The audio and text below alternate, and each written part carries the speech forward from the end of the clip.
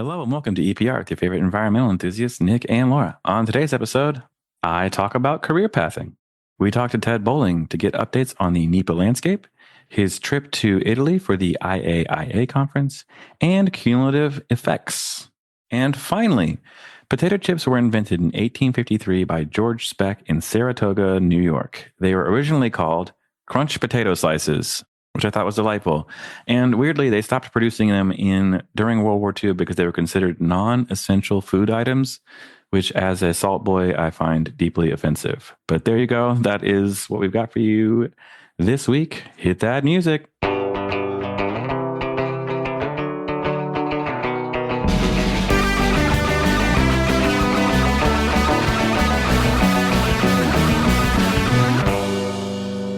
NAEP's 2025 Annual Conference and Trading Symposium will occur on April 28th through May 1st in Charleston, South Carolina. We are also hosting a free resume building workshop and speed networking session for students and emerging professionals.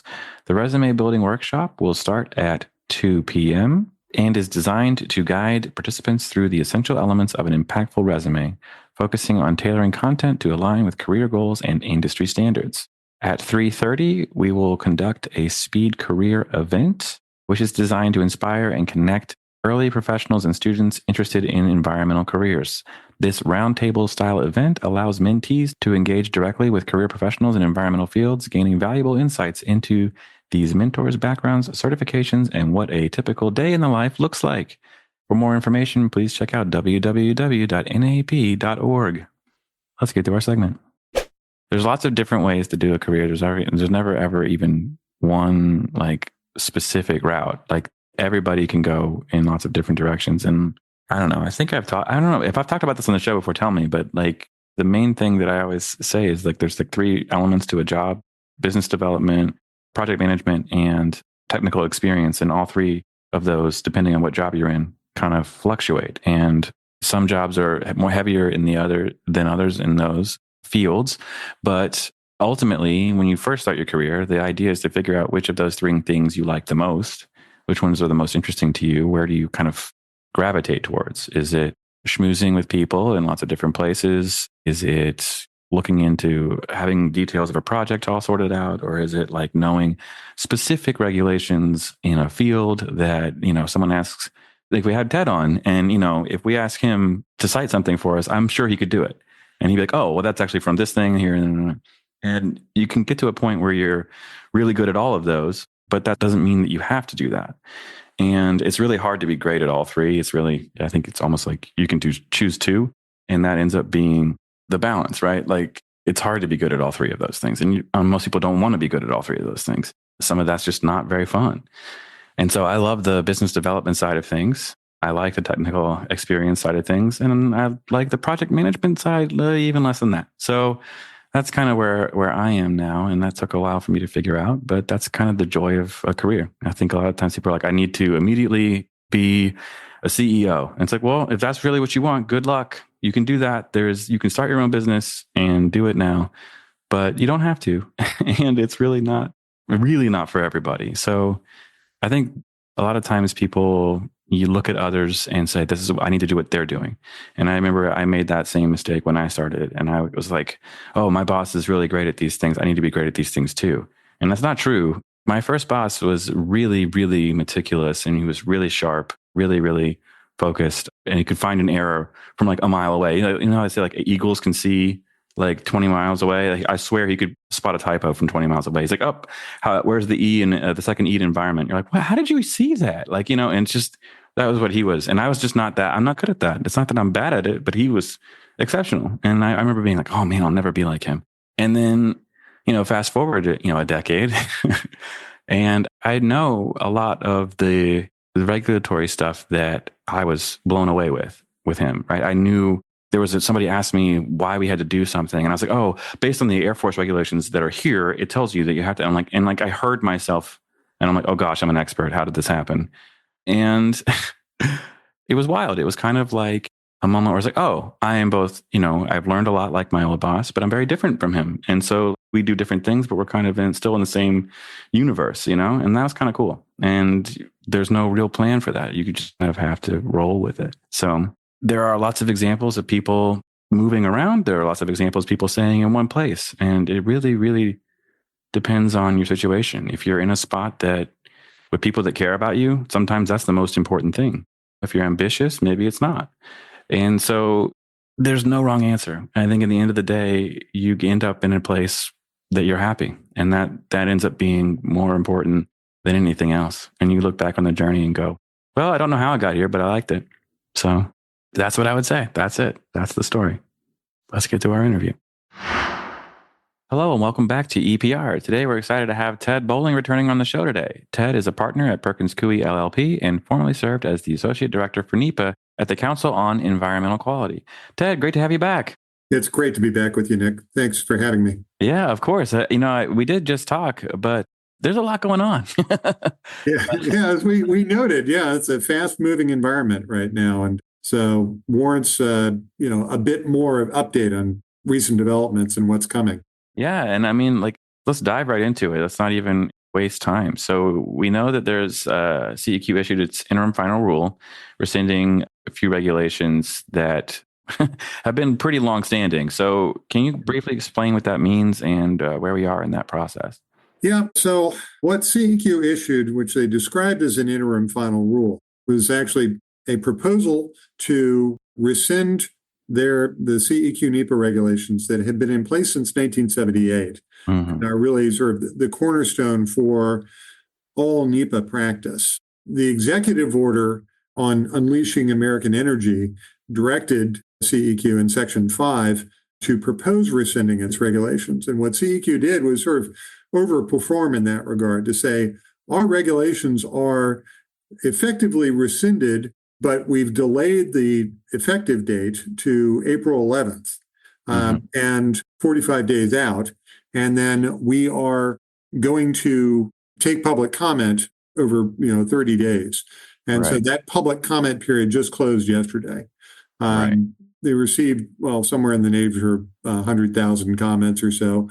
They're still all getting uploaded, categorized, and that sort of thing. I should just be clear. I've worked with worked with several entities on their comments, but what I'm going to say is not representing any client of Perkins Coie, and this is simply my own take on the CEQ action and its implications.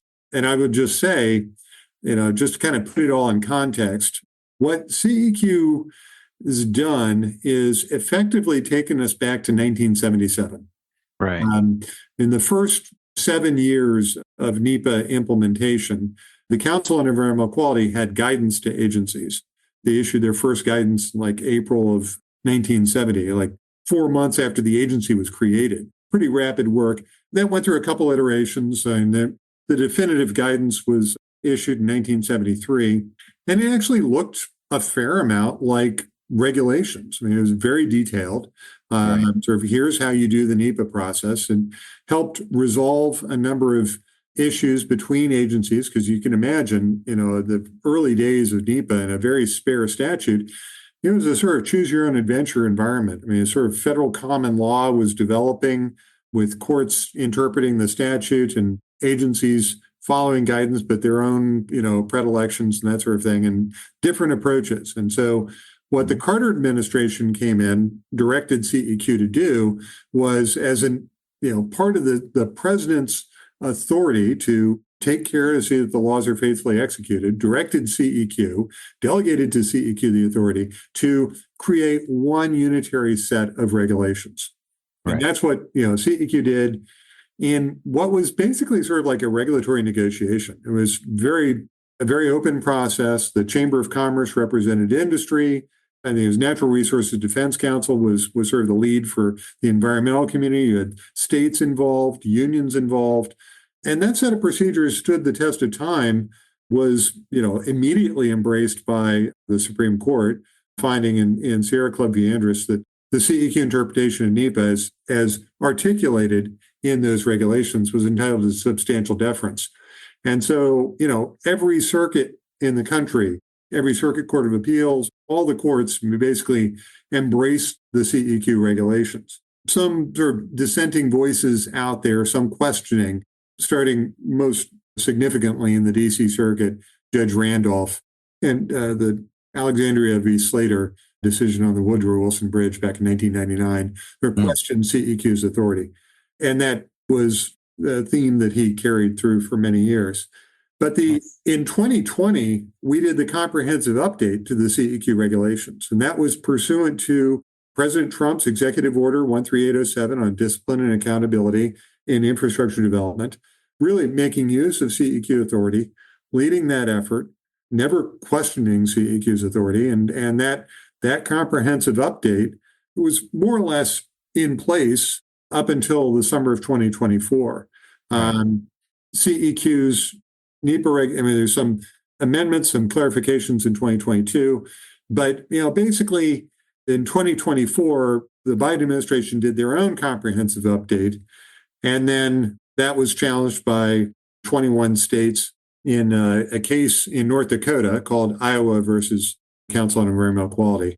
But the Trump administration came in, and on day one of the Trump administration, the Unleashing American Energy executive order came out. Section 5 rescinded the Carter administration executive order, directed CEQ to propose rescinding its regulations and lead an interagency effort to update all the agency NEPA procedures that are out there. Right. And so the state of play as of April 11th, unless CEQ reads those comments and decides to do something different, is going to be that we will have no CEQ NEPA procedures. Yeah, and I have a really big question about that, because they say there's a lot of past precedent. We talk about that a lot on the show.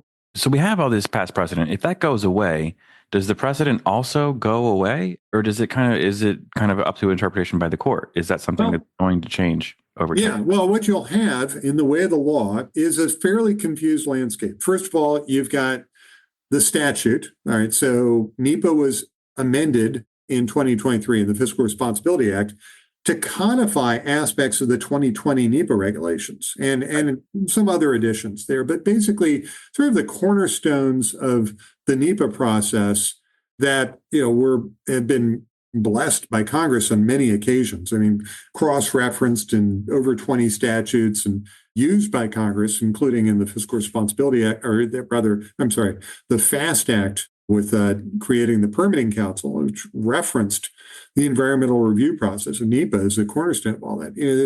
You've got that statute that's been updated and in some reliance on the CEQ regulations and some codification of it, but not all aspects of it. And then you've got agency NEPA procedures out there, which are themselves sort of a mixed bag. You got like 86 sets of NEPA procedures out there that now need to be updated. And all of those, none of them were updated to reflect the 2020 regulations.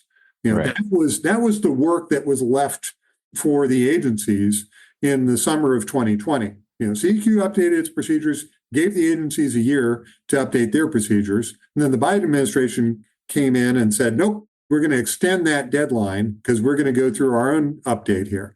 So since the summer of 2020, we've had this disconnect between the CEQ NEPA regulations and the agency procedures that are all based on the old 1978 procedures. Right.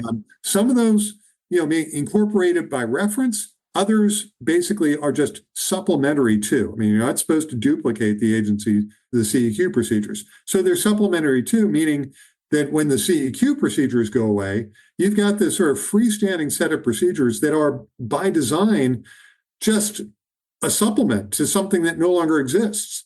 Yeah. So we've got all this potential for confusion and, frankly, inaction while we're waiting for updated NEPA procedures. Yeah. And I know, so agencies, I think, are again being told they have a year to update their NEPA procedures, but that's a long time. I mean, we've got a lot of NEPA that's got to get done in this year. It's a long time, and it's not exactly self-executing. I mean, first of all, it's a Herculean task. I mean, it's a significant undertaking for each of those agencies to update their NEPA procedures. I mean, that's a rulemaking process, or at least it should be. And sort of allusion to potential APA exceptions, which frankly I would hope CEQ would not run with. So that's a major undertaking because you're basically taking NEPA and right-sizing it to your agency NEPA procedures. But imagine that, over 80 times. Yeah. That's all got to go through the Office of Information and Regulatory Affairs at OMB. Right. It's got to go, CEQ is going to coordinate it. CEQ guidance indicates they intend to coordinate it by monthly meetings. It's a much more significant undertaking than, follow these talking points and Right. let's get together once a month and talk about how it's going. Yeah. It's Agreed. executive order says do it within a year. Well, we're still early days in the Trump administration, and the agency leadership is still coming into place. I mean, we don't have as of this conversation, we don't have a director of the Fish and Wildlife Service. We don't have a director of the Bureau of Land Management. I mean, just kind of run through the list of agencies. We don't even have a deputy secretary at the Department of the Interior or a deputy secretary at the Department of Energy. I mean, it's just, the people who are there to make those key decisions are not in place. Yeah. So there's a lot of, coming together and frankly, a fair amount of urgency because, Right. we've got a bunch of projects that are hanging fire. I mean, the things that didn't get done in the prior administration. They may be at like a draft EIS stage or, environmental assessment waiting to go out to the public, or even just categorical exclusion determinations and a fair amount of uncertainty. Yeah. Oh, yes, for sure. And it's funny. We've been working on one at Dawson. We're kind of like, well, what do we do now? Yep. And, we actually, it's two different agencies working together. But I mean, it's interesting. I think I actually build on that. I mean, please. Two different agencies working together. Well, that's the nature of the exercise. It is an interagency coordination statute. Well, now we're going to have all these different agencies developing their own version of the NEPA procedures, without like a very strong coordinating role by CEQ. And we're frankly going to hope for the best, but there could be some tremendous disconnects between federal land managers, regulatory agencies. I mean, you could have the Army Corps of Engineers going off in one direction and say the Fish and Wildlife Service going off in a completely different direction. I mean, there could be some real problems for implementation that's going to take some time to sort through. And I guess, one of my questions for that too is, does that mean we'll see fewer cooperating agency documents and more where you'll have two different EAs or two different EISs from different agencies? That's a brilliant question. I would say that the Fiscal Responsibility Act, still requires their own sort of, codification of one federal decision. And it's, to the extent practicable, if you've got more than one federal agency, lead and cooperating agencies need to evaluate the proposal in a single document. So that's still part of the statute. But the basics of lead and cooperating agency relationship is every agency needs to have that one document serve their purposes. And so you can have all sorts of controversy about now, well, we're working at cross purposes. Yeah. There's that potential. There's a need to work those relationships, not just, in the usual NEPA process or, CEQ regulations of scoping and invitation to figuring out who has jurisdiction, special expertise, and that sort of thing, but also just your own procedures. Our comment period starts here. And, Exactly. I mean, even agency missions can be completely different. If you think DOD versus Fish and Wildlife Service, they just have missions, period.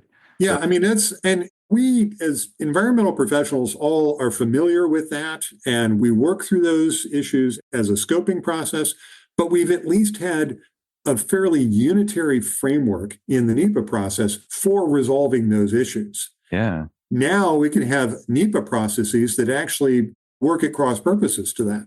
Yeah, which, oh man. So, I mean, I guess that kind of goes to the comments that you're expecting to, that you've seen coming to CEQ. I mean, am I expecting them to be answered? They said they're going to answer them. I mean, will they change things? I don't know. But that's the nature of an interim final rulemaking is you say what you're going to do, but you're taking comment on it and you reserve the right to change your mind or do something different based on the comments. The Supreme Court's it's an exception to the APA normal rulemaking where you propose something, take comment on it, and you finalize it with response to comments. But the Supreme Court's made fairly clear that once you've responded to comments, you've sort of, cured any defects that might have applied to your use of a good cause exception to the APA process. Okay. Yeah. Yeah. So yeah, that all makes sense. And I guess to kind of wrap this conversation up, what's your advice for organizations or agencies, in this new NEPA landscape? How do we navigate it? Well, I'd say, my practice has mostly been fairly robust communication with anyone who's at the agency who can talk with me. We've had, a fair number of changes in personnel there, and a lot of the very senior career folks that I've worked with over my 30-year federal career, they're heading to the exits, and we've got a fairly fluid environment. I've heard from people who are like, well, we don't know. We're still trying to figure this out. So I think there's going to have to be a lot of just, close coordination, including on just, like managing workloads. Yeah. What's going to happen when? We're all familiar with, these sort of critical points where, if you miss a survey window because of uncertainty, well, you're maybe like a year behind then. Oh, yeah. And frankly, that's the operating environment that people are dealing with. We've got, it's just absolutely critical projects that need to move forward. We have to find the ways that work. Right. So do you see CEQ's role evolving? Are they going to still be, because it seems to me that they're still going to be offering some guidance, even if they don't have their own regulatory framework. How are they going to be? The CEQ guidance is fairly general. And at some points, it's rather inscrutable. Frankly, there's a lot of just sort of look at the 2020 regulations, which is logical. That's the comprehensive framework. The 2024 regulations were set aside by the district court in North Dakota, and it made very clear that we go back to the status quo ante, which was June of 2024. The regulations that were applied then were basically the 2020 regulations with a couple tweaks in 2022 on purpose and need, and also the definition of effects. Basically, you can look to that, but it doesn't have that sort of rigor and specificity there. Right. And frankly, we don't have a nominee for a chair of CEQ. The executive order indicates we will, but it's an open question of whether we're going to see like a strong issue resolving, guidance administering agency there at the Council on Environmental Quality, or whether we're going to be sort of in this mode of, well, let's get together once a month and talk about how things are going, which doesn't meet the need. Ultimately, right. What you need in my years of working with and for CEQ, we were problem solving. We would get the parties together, and we were not afraid to dig in on a particular matter. And it's just, here's the issue. How do we bring people together and actually get to resolution? Right. And we've got the permitting council too. It's we don't have a nominee for executive director, but that's a very close relationship between CEQ, OMB, and the permitting council. It is in many ways how major infrastructure projects get done, or at least that's the framework that Congress has created, embraced. We may be in a whole new world, but that's what can and should work. Right. Gotcha.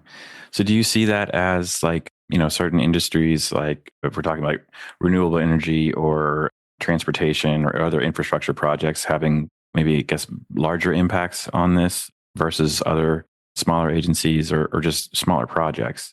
Well, I think it cuts across the board. Conventional energy projects, renewable energy projects, all manner of transportation projects. And it's a shared burden. And particularly in the transportation space, where you have state agencies that are operating under, MOUs and delegated authorities. The state agencies are bearing the brunt of these questions as well. Right.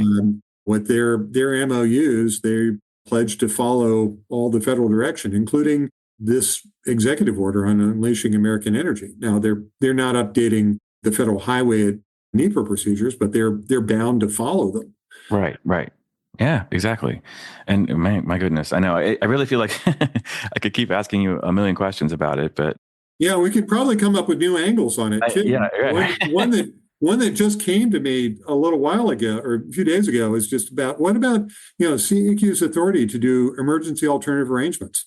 I mean, for environmental impact statements, that authority doesn't reside anywhere but in the CEQ regulations. So if there is a significant emergency, like what we had with Tilden Air Force Base, when they needed to move fighter planes over to Eglin Air Force Base, and it would ordinarily be an EIS level exercise, and we had to do alternative arrangements. I mean, you don't have CEQ with authority to do that at this point. So what do? I think the Air Force or whoever is going to have to basically use their best judgment, but you also have this potential for really complicated judicial review because you're flying by the seat of your pants there, saying, well, this is an effective means of implementing NEPA, and the court could disagree. Yeah, I mean, and we've had litigation over emergency alternative arrangements. I mean, it's in Coleman v. Young in the Carter administration, the mobilization for Operation Desert Storm, the Westover Air Force Base case in Massachusetts was a matter of litigation and very time-sensitive litigation. Oh, yeah. And also, Winter versus NRDC, the Navy sonar case. I mean, my involvement in that started in the Situation Room in January of 2008. It's like my second week as general counsel of CEQ after I'd been deputy general counsel for 7 years. But, in late December, my predecessor, Dinah Baer, said, Ted, I'm sorry, I've not been able to resolve the Navy sonar, whales controversy. And, and then wham, we got a district court order, and we were there talking about the implications for deploying a carrier group to the East China Sea, which you can't do unless you've got properly trained sonar operators. Yeah, so talk me through that, because that's a fascinating case in general. So I understand the basics, right? Where this Navy sonar can be damaging to whales, this, that, and the other. I think that's the core of the challenge, right? Yeah. With that we're doing harm to whales that are protected. So when you get that case, and I think you told us you're called in on a Sunday to the White House, you're like, okay, this is a big deal. How do you process all that, and where do you start deciding what to do? Well, fortunately, I mean, we had a little bit of warning, and we were fairly familiar with the situation, and particularly, I mean, submarine sound is a very complicated area. Frankly, it's hard to explain to a district court judge. I mean, what the true effects, what the likely effects on whales are, and the difference between mid-frequency active sonar versus low-frequency sonar. Different whales use different sound at different levels. So the large baleen whales operate at a lower frequency. You have the mid-frequency sonar has some effect on smaller beaked whales, like the Cuvier's beaked whale, which was the primary issue there. Right. We had these projections of just with great scientific uncertainty about the potential for what they call under the Marine Mammal Protection Act level A harassment, which is actually doing injury, versus level B harassment, which is just, it's going to modify the animal's behavior in some way. A lot of really complicated issues. And frankly, we were called in to help with alternative arrangements. They got a district court order that they just could not comply with, and they proposed a new action. And then we also had to do that in conjunction with, under the MMPA, the Department of Commerce, who's exercising its authority to waive requirements. And in the alternative arrangements I've been involved in, every one of them they're sui generis. They're all their own special set of laws and facts and timeframes and urgency. And that's why you really need to be able to craft a solution. NEPA doesn't have an emergency exception in it. You're not operating in terms of an exception. You're talking about a way to make NEPA work given the exigencies of that particular action. So we did some alternative arrangements for the Navy. Ultimately, the court disagreed, questioned them. Ultimately, the Supreme Court, I mean, that case went up through the court system about as rapidly as you could go. I mean, my name on the SG's brief in that case, before we knew it, it was November and we had a ruling. And you had Justice Breyer sort of questioning, why are we even here? In other words, why didn't this get resolved? You're like, yeah, honestly, we tried to avoid that. But that's the real world. I mean, it's the real live situations involving complex environmental issues, operational issues. How do we make this all work together is not an easy feat. And it frankly takes a good deal of teamwork and collaboration amongst agencies. Yeah, and it's interesting because I feel like it's almost like, CEQ had given us a foundation for agencies to work off of. And now we're in a space where it's like, well, ignore the foundation and make your own foundation. And I guess if that case were to come up now, and you're getting pulled into council as well, and you're like, well, there's lots of ways we can try to do this, and this is the foundation that we're going to lay. Is that kind of where we are? Is that what you'd expect to see happen for something like that? Well, if I were back at CEQ, I would be doing my level best to construct a reasonable interpretation of the statute, something that's entitled to get what we call Skidmore deference. I mean, it's just sort of, by virtue of its own logic and authority, using CEQ authority as it exists in Title II of NEPA, and frankly, making sure that it's well grounded, both in law and fact, and in particularly science. What we say about the effects analysis has got good record support.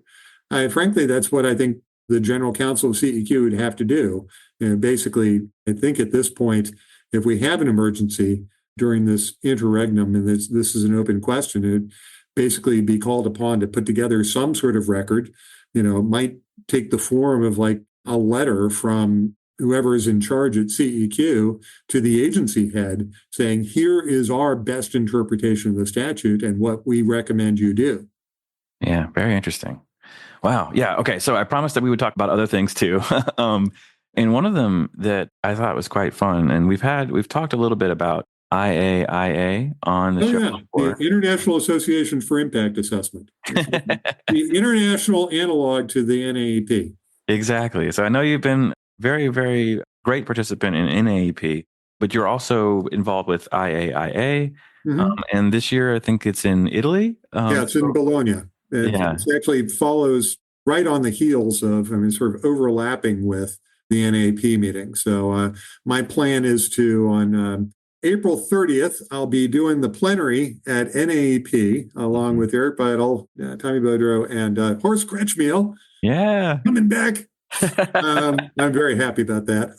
Very cool. And then I'm going to run to the airport and hope to make my flight to Italy because Michael Smith and Pam, everyone knows her as Pam Hudson, but she's remarried now. But Pam and Michael and I are going to have to explain what's going on in the United States to an international audience. And we'll be talking with the Canadians, we'll talk to the Europeans, we'll talk to folks all over. Pam Danko wasn't able to make it to Dublin, so it was just Michael Smith and me. But in some ways, this is a reprise of something we did at the Vancouver meeting. Gotcha. There was also one in Malaysia, which only Michael Smith went to. I just couldn't go all the way to Malaysia for that. But it's fun. We're just, we get to update the world on, in some ways, here we are speaking the mother tongue. It's, NEPA got started in the United States. It's like, if the national parks were the, America's greatest idea, as they say, NEPA was the second greatest. But, you've got all sorts of different iterations of it around the world, but they generally follow the NEPA framework. So I think there'll be a lot of interest in what is CEQ evolving to, what are the NEPA procedures evolving to, what's going on in permitting reform. We haven't even talked about what's being discussed on the Hill. We've got a lot to talk about. Yeah. And I always find it quite fascinating. I think, again, it's almost like just a similar kind of NEPA like you're talking about. But when you go to those meetings, I'm assuming there's learning both ways, right? So you see something in the international community that would work here as well. Absolutely. And I'm vitally interested in what works in, the analogous industrial democracies. Yeah. How is it that Germany or Canada or Australia can be so much more efficient in particularly infrastructure development and infrastructure delivery? And how do we make this work? I look around the Italian landscape and it's like, my gosh, everything is historic here. How do you build anything here? Yeah. I mean, it's so true. What is it like? Yeah, but then again, I mean, I should look around the American landscape and say, hey, everything's historic here too. I know, right? Well, it is funny though, because I would say like they've got benches older than our whole country in Yeah. Europe, and it's. Yeah. But yeah, no, point very well taken. So that's very cool. Like I say, it'd be really fun to hear more about that trip at some point. But yeah, so I mean, can you think of maybe like one thing that you see on the international stage that would work here that we aren't doing? Well, Something like that? I think there are things that are done on the international stage that we could do better, chiefly collaboration. That in many countries, I've certainly seen this with regard to, and it's described in terms of like transit projects in Austria, where people just like take a real pride in their new station for light rail because they participated in the design of it. And it's not a heckler's veto kind of stymieing process. It actually moves along as people understand we're here to make decisions. We're going to get substantive input. We try to arrive at good substantive decisions. I find that refreshing. Yeah. And I think we could probably do better in terms of collaborative NEPA processes. And CEQ's issued guidance on that many years ago. I'm expecting it need to be refreshed. Yeah. So, but I'm looking forward to learning more. I mean, there's all sorts of different models out there, and I don't know what I don't know as it stands right now. Right. Yeah. Very well said. And it's funny. I'd be remiss if I didn't say that at the NAEP summit in Charleston, you'll be doing the advanced NEPA course too. So for those of you that haven't signed up for it, you should. It's always a great and wonderful time. It'll be the Fred and Ted show. Fred exactly. and I. Exactly. I saw it happen a month ago in Tampa for Florida, the Florida AEP. But it's funny, from that meeting, one of the things I really want to ask you about is your thoughts on cumulative impacts, because I know it's something that's very important to you. So what do you think about it? How do you feel when you see a cumulative impact section in an EIS?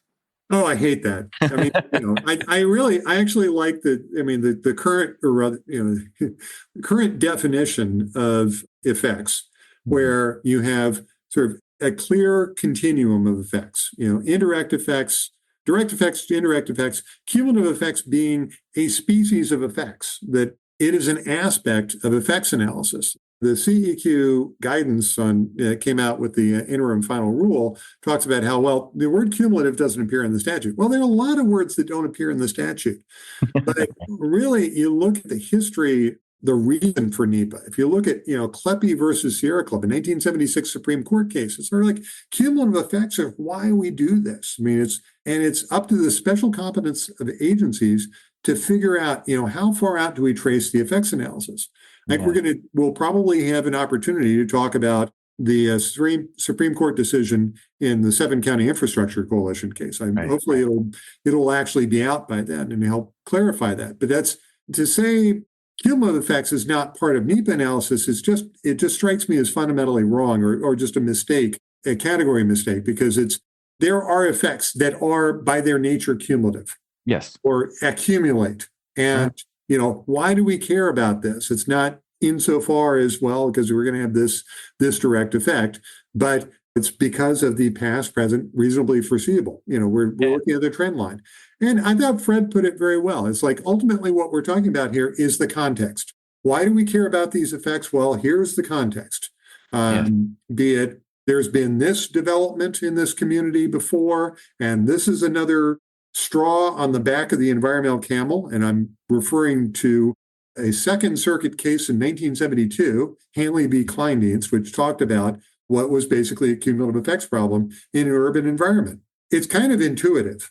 And frankly, for those who, with all due respect to those who are just like, get rid of cumulative effects, I say, what are you talking about? They say, oh, it's too complicated. I was like, no, you can make it too complicated. It's kind of like what Paul Clement said to the Supreme Court about the Sable Trail case. It's like, I don't object to the decision. It's just what it's become. It's sort of like, to your example, a separate cumulative effects section. For me, that's just a warning light going off. It's like, okay, we'll look through, and why are you repeating your effects analysis with a cumulative slant on it? That doesn't make any sense. It's not efficient.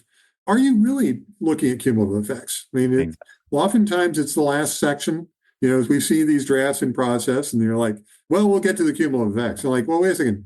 You've already done the effects analysis. Why wasn't it What there? aspect of that is cumulative? Yeah. Uh, and I worry that people are just using cumulative as a sort of meaningless adjective Yes. without really looking at what about it is actually cumulative.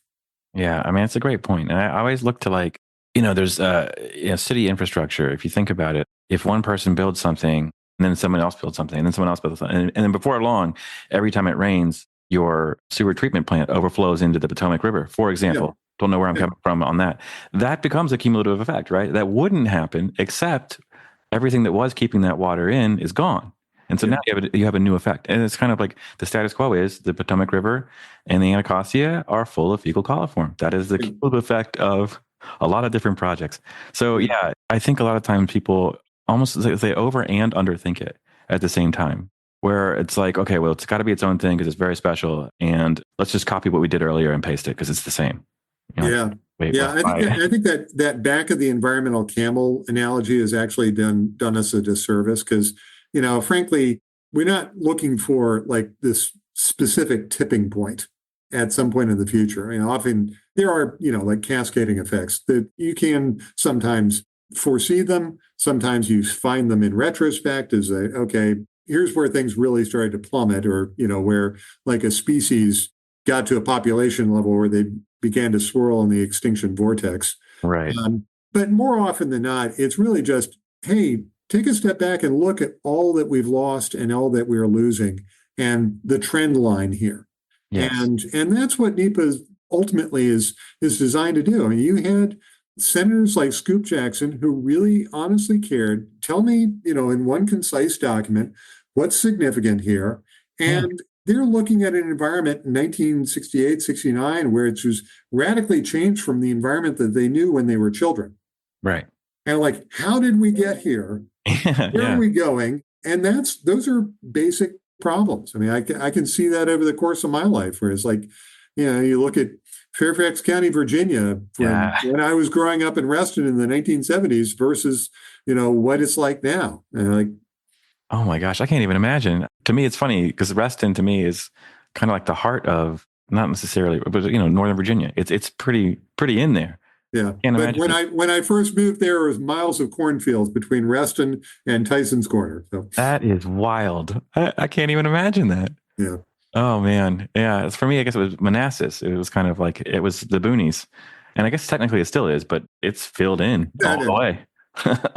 So we have the Manassas battlefield, and fortunately, they were able to, acquire a fair amount of it, such that you now have a good historical experience. You can understand how, the first and second Manassas or the Battle of Bull Run, whatever you describe it, how those worked, and the history there, how the Civil War started in Mr. McLean's front yard and then ended in his parlor because he moved to Appomattox to get away from the fighting.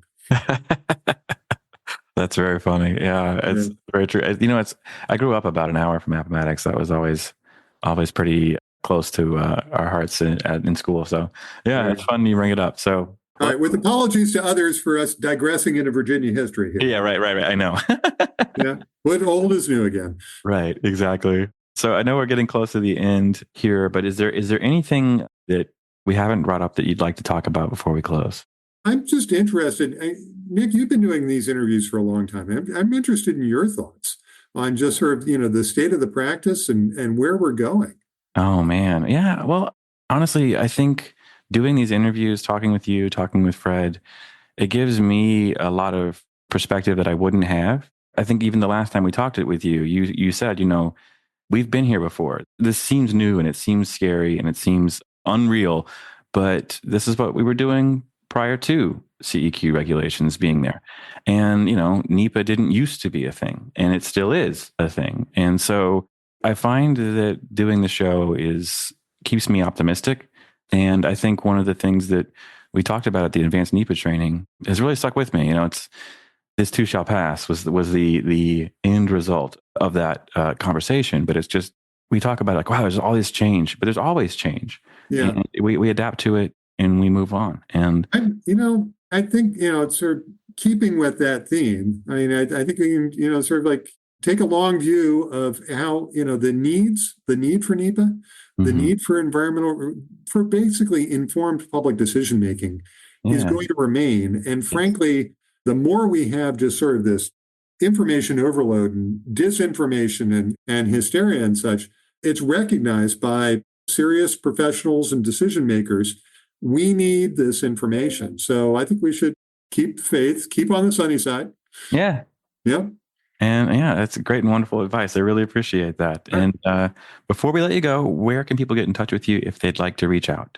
Ted Boling at perkinscoie.com. I'm always available in that way. And, it's TEDBOLING at PERKINSCOIE.com. So there's two opportunities for misspelling there. And I'm not Ted Boling. So. Yeah, right. I was going to say, like, we really could have a whole show about how people misspell my name too. I totally, yeah. Thank you, Ted. Appreciate it. Hey, really, this is wonderful, Nick.